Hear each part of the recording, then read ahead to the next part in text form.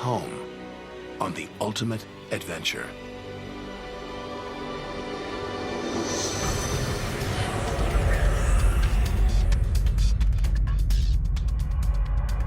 To discover wonders, confront horrors, beautiful new worlds, malevolent dark forces,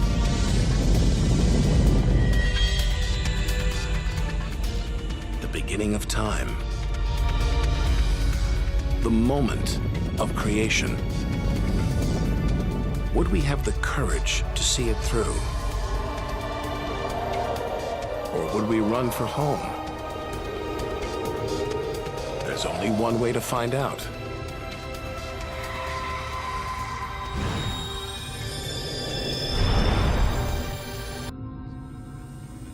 Down there, life continues. The traffic is awful, stocks go on trading, and Star Trek is still showing.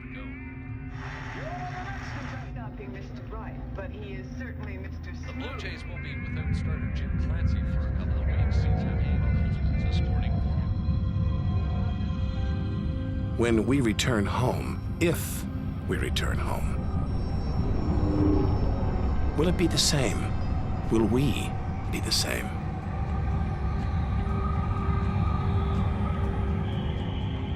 We have to leave all this behind, to dip our toes into the vast dark ocean, on to the moon.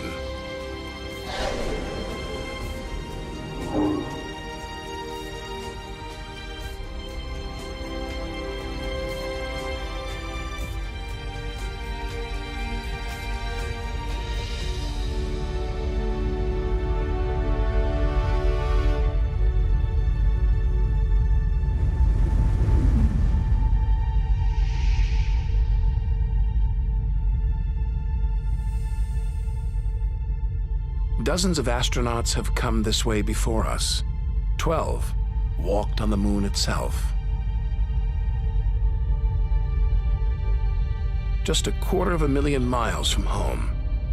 3 days by spacecraft.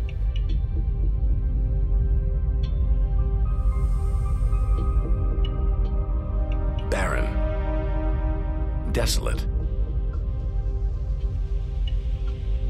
It's like a deserted battlefield, but oddly familiar. So close, we've barely left home.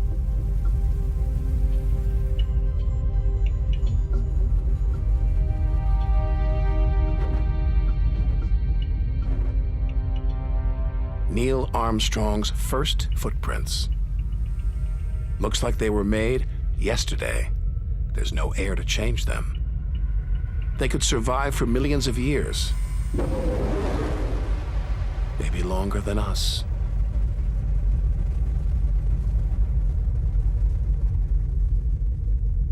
Our time is limited. We need to take our own giant leap. 1 million miles, 5 million, 20 million miles. We're far beyond where any human has ever ventured. Out of the darkness, a friendly face. The goddess of love, Venus. The morning star, the evening star. She can welcome the new day in the east, say goodnight in the west.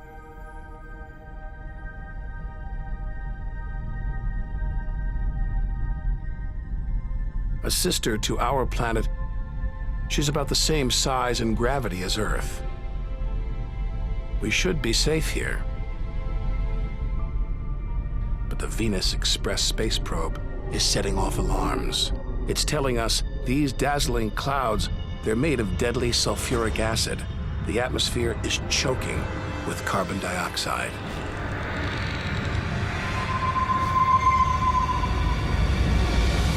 Never expected this. Venus is one angry goddess. The air is noxious, the pressure unbearable. And it's hot, approaching 900 degrees. Stick around and we'd be corroded, suffocated, crushed, and baked.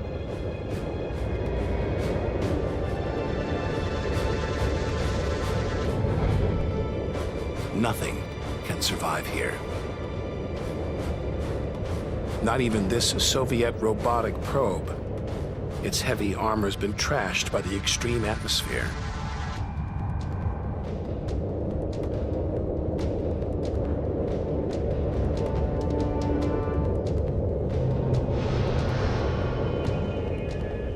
So lovely from Earth, up close, this goddess is hideous.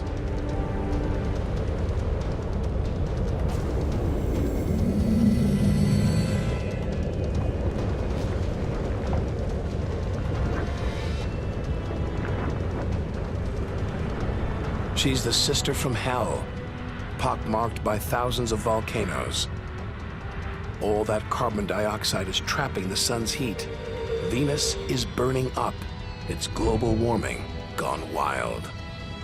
Before it took hold, maybe Venus was beautiful, calm, more like her sister planet Earth. So this could be Earth's future. Where are the twinkling stars? The beautiful spheres gliding through space? Maybe we shouldn't be out here. Maybe we should turn back. But there's something about the sun, something hypnotic, like the Medusa, too terrible to look at, too powerful to resist. Luring us onwards, on, like a moth to a flame. Wait, there's something else, obscured by the sun. It must be Mercury. Get too close to the sun, this is what happens. Temperatures swing wildly here. At night, it's minus 275 degrees. Come midday, it's 800 plus.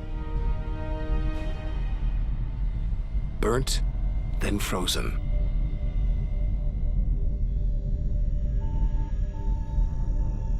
The Messenger space probe is telling us something strange. For its size, Mercury has a powerful gravitational pull. It's a huge ball of iron, covered with a thin veneer of rock, the core of what was once a much larger planet. So where's the rest of it? Maybe a stray planet slammed into Mercury, blasting away its outer layers in a deadly game of cosmic pinball. Whole worlds, on the loose, careening wildly across the cosmos, destroying anything in their path. And we're in the middle of it. Vulnerable, exposed, small. Everything is telling us to turn back. But who could defy this? The sun, in all its mesmerizing splendor. Our light, our lives. Everything we do is controlled by the sun, depends on it. It's the Greek god Helios driving his chariot across the sky. The Egyptian god Ra, reborn every day.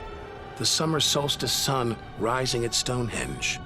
For millions of years, this was as close as it got to staring into the face of God.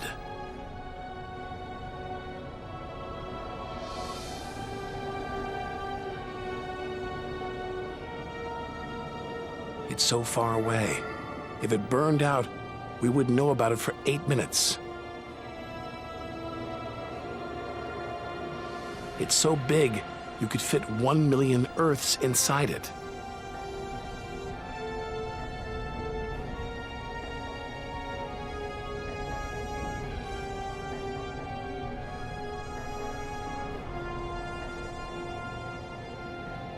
But who needs numbers? We've got the real thing. We see it every day, a familiar face in our sky. Now, up close, it's unrecognizable. A turbulent sea of incandescent gas. The thermometer pushes 10,000 degrees. Can't imagine how hot the core is. Could be tens of millions of degrees.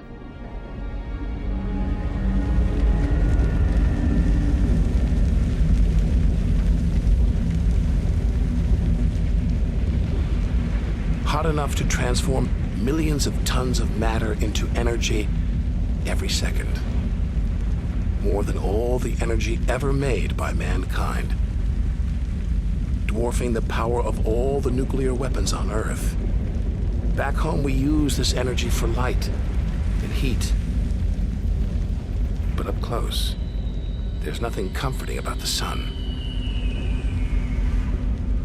Its electrical and magnetic forces erupt in giant molten gas loops. Some are larger than a dozen Earths, more powerful than 10 million volcanoes.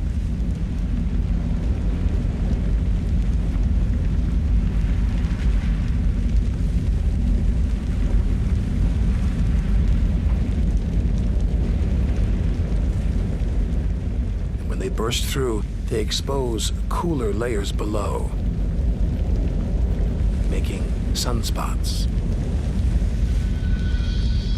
A fraction cooler than their surroundings, sunspots look black, but they're hotter than anything on Earth. And massive, up to 20 times the size of Earth.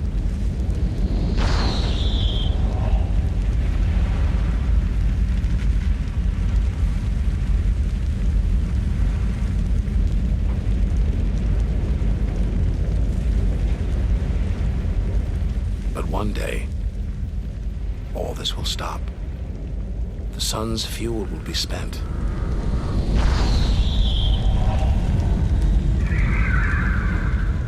And when it dies, the Earth will follow.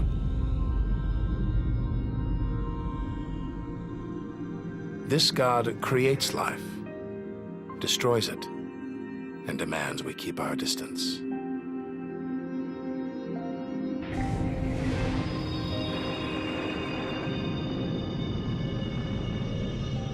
This comet strayed too close. The sun's heat is boiling it away, creating a tail that stretches for millions of miles.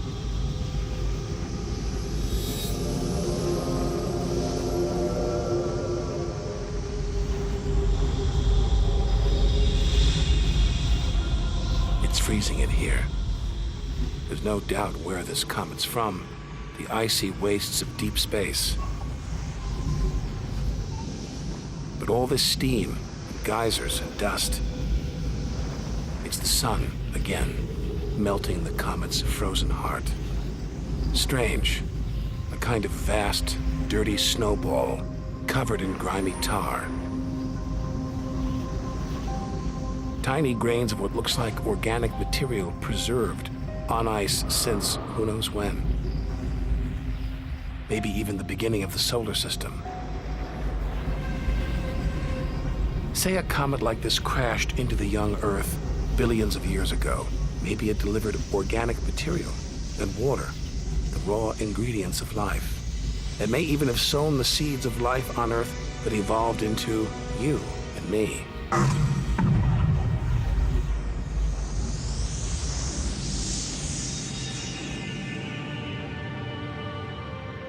But say it crashed into the Earth now. Think of the dinosaurs, wiped out by a comet or asteroid strike. It's only a question of time. Eventually, one day, we'll go the way of the dinosaurs.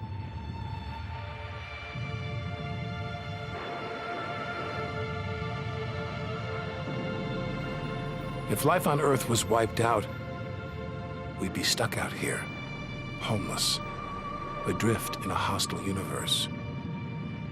We need to find another home.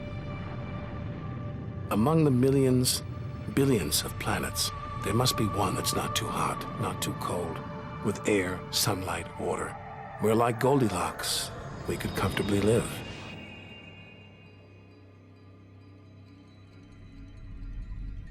The Red Planet. Unmistakably Mars. For centuries, we've looked